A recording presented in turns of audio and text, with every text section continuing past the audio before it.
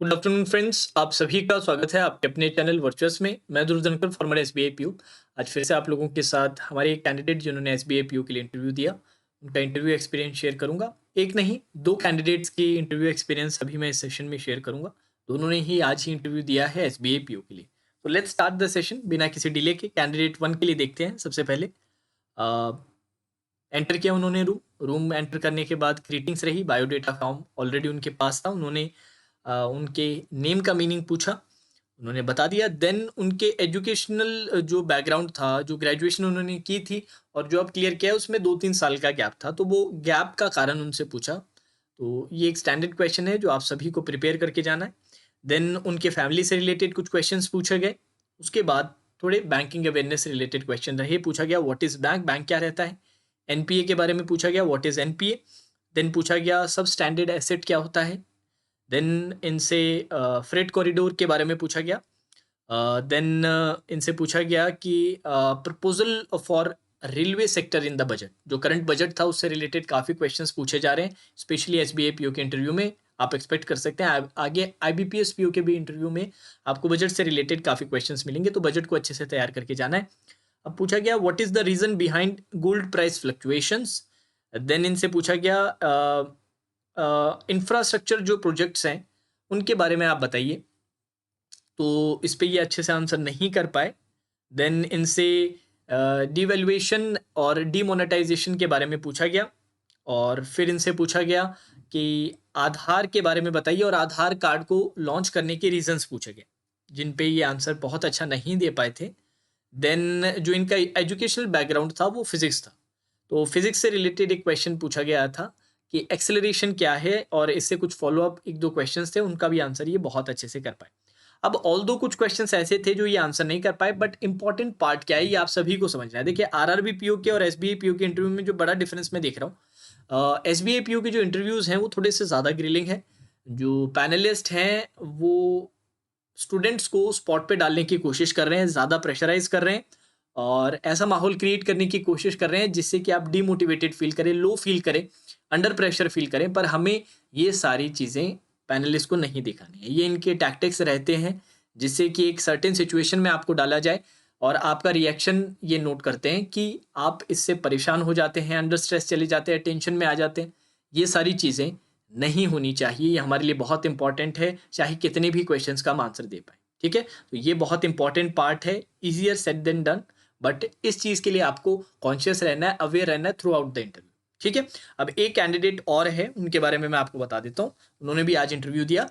ये जो हमारे कैंडिडेट है, इन्होंने एंटर किया, ग्रीटिंग्स हुई, बायोडेटा फॉर्म ऑलरेडी उनके पास था, तो उन्होंने नॉर्मल यही बोला कि आपका नाम ये है, आप यहाँ से आते हैं। तो उन्होंने बोला हाँ सर, आपने जो एजुकेशन बैकग्राउंड है कॉमर्स का बैकग्राउंड है। हाँ जी, तो यहाँ से स्टार्ट हुआ।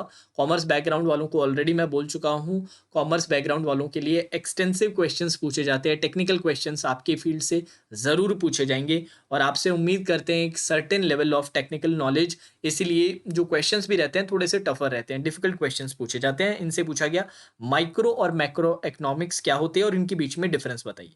तो वो कुछ आंसर कर पाए और कुछ आंसर नहीं कर पाए। देन इनसे और भी सवाल पूछे गए, इसी से टेक्निकल से रिलेटेड 2-3 क्वेश्चंस और थे। एक चीज़ और थी, ये ऑलरेडी बैंक ऑफ बड़ौदा में एज अ क्लर्क वर्क कर रहे हैं। तो अगर आप ऑलरेडी वर्किंग क्लर्क हैं या ऑलरेडी बैंक में जॉब कर रहे हैं तो उससे रिलेटेड भी मेजॉरिटी क्वेश्चंस आपको देखने को मिलेंगे। तो इनसे पूछा गया आप बैंक ऑफ बड़ौदा में एज ए क्लर्क वर्क कर रहे हैं, आपका काम क्या रहता है। तो वो उन्होंने बहुत अच्छे से प्रिपेयर किया था, डिटेल में आंसर किया। फिर जो फीमेल पैनलिस्ट थी उन्होंने उनसे पूछा कि जब हम कस्टमर्स के लिए इंफॉर्मेशन रहती है, उसमें फॉर्म में मैंडेटरी इंफॉर्मेशन रहती है और एक ऑप्शनल रहती है, वो ऑप्शनल इंफॉर्मेशन की बैंक को क्या ज़रूरत है, तो इसका आंसर दीजिए। तो इसका आंसर बहुत ही खूबसूरत, बहुत ही अच्छा डिटेल्ड आंसर इन्होंने यहाँ पर दिया कि जो ऑप्शनल जो इन्फॉर्मेशन रहती है उससे हमें जो हमारे कस्टमर है उसके बारे में पता चलता है, जिससे कि उनको अकॉर्डिंगली स्कीम प्रोवाइड की जा सके। जैसे कि लेट्स से अगर कोई बिजनेस है तो बिजनेस से रिलेटेड लोन्स के बारे में बताया जा सके। मान लीजिए कोई स्टूडेंट है तो स्टूडेंट रिलेटेड लोन्स बताए जा सके। इस तरह के कुछ एग्जांपल्स भी दिए गए, तो बहुत ही डिटेल, बहुत प्यारा आंसर था। देन इनसे पूछा गया कि एक स्टेटमेंट दिया गया इन्हें कि advertisement is a loss of resources. Banks के अंदर, जैसे बैंक्स का जो एडवर्टाइजमेंट्स रहता है डिफरेंट चीज़ों के लिए कि वो लॉस ऑफ रिसोर्सेज है, इस पे आप अपना कमेंट दीजिए। तो उन्होंने इसके अगेंस्ट बोला कि नहीं सर, ये लॉस ऑफ रिसोर्सेज नहीं है, इससे प्रमोशन होता है बैंक का, जिससे बैंक को और बिजनेस मिलता है, बैंक की स्कीम्स के बारे में पता चलता है, बैंक के बारे में ज़्यादा से ज़्यादा लोग अवेयर होते हैं, तो ये लॉस ऑफ रिसोर्सेज नहीं है। अब इस पे इन्होंने डबल डाउन करते हुए फिर से बोला कि मनी का वेस्टेज है ये एडवर्टाइजमेंट वगैरह, तो फिर से उन्होंने अपने पॉइंट से हिले नहीं, मेंटेन रखा कि नहीं सर, ये मनी का वेस्टेज हम नहीं देख सकते, इससे बैंक के बिजनेस को बहुत फायदा मिलता है, बैंक के बारे में अवेयरनेस आती है, और इस पे कुछ सर्टेन एग्जांपल्स भी दी। तो ये बहुत अच्छा पॉइंट था इनका, और बहुत अच्छा एटीट्यूड था, बहुत ही अच्छा एटीट्यूड था इंटरव्यू के थ्रू आउट। देन इनसे पूछा गया कि लेट्स से कि आपका बैंक है बैंक ऑफ बड़ौदा, उसके नियर बाई कोई बैंक है? तो उन्होंने बोला हाँ जी सर, एसबीआई की भी एक ब्रांच पास ही है।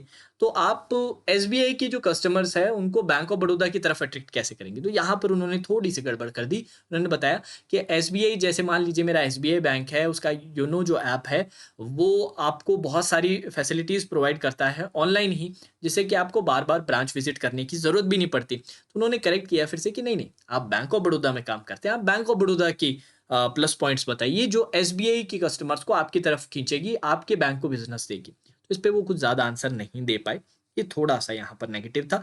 देन इनसे जो कॉमर्स बैकग्राउंड था उनसे कुछ क्वेश्चंस थे, जैसे इन्वेस्टमेंट डेप्रिसिएशन क्या होता है, इसके बारे में बहुत ज़्यादा इन्हें पता नहीं था, तो उनसे पूछा गया व्हाट इज डेप्रिसिएशन। ये इन्होंने बहुत डिटेल में बहुत अच्छे से आंसर दिया। बैंक ऑफ बड़ौदा से रिलेटेड पूछा कि बैंक ऑफ बड़ौदा के करंट चेयरमैन कौन है, इसका आंसर इन्होंने दे दिया, और इसी के साथ इनका इंटरव्यू कंप्लीट हो गया। ठीक है, तो जैसे कि आपने देखा काफ़ी ग्रिल करने की कोशिश कर रहे हैं पैनलिस्ट, आपको अंडर प्रेशर डालने की कोशिश करेंगे, बट काम रहे कि स्टडी शांत आराम से आपको सारे आंसर देने हैं। ये इनके टैक्टिक्स रहते हैं, वो ये एक्सपेक्ट नहीं कर रहे कि आप सारे क्वेश्चंस का आंसर दे दो। अगर आप मेजॉरिटी क्वेश्चंस का भी आंसर दे पाते हैं, कुछ 3-4 क्वेश्चन या 2-3 क्वेश्चंस का नहीं दे पाते, तो उससे कोई इतना बड़ा इशू नहीं है। ठीक है, तो अब जैसे मुझे और इंटरव्यू एक्सपीरियंस मिलते हैं हमारे कैंडिडेट्स के, आपके साथ मैं ज़रूर शेयर करूंगा। अब इस तरह की वीडियोज़ अगर आप और चाहते हैं तो एक सेपरेट प्लेलिस्ट मैंने आप लोगों के लिए बना रखी है इंटरव्यू वीडियोज़ के नाम से, वो प्लेलिस्ट चेक कीजिएगा, डिस्क्रिप्शन बॉक्स में मैंने उसका लिंक डाल रखा है, और इसी तरह के और भी वीडियोज़ आपको वहाँ पर मिल जाएंगे। तो चलिए दोस्तों, आज के सेशन में इतना ही। Now it's all for today's session.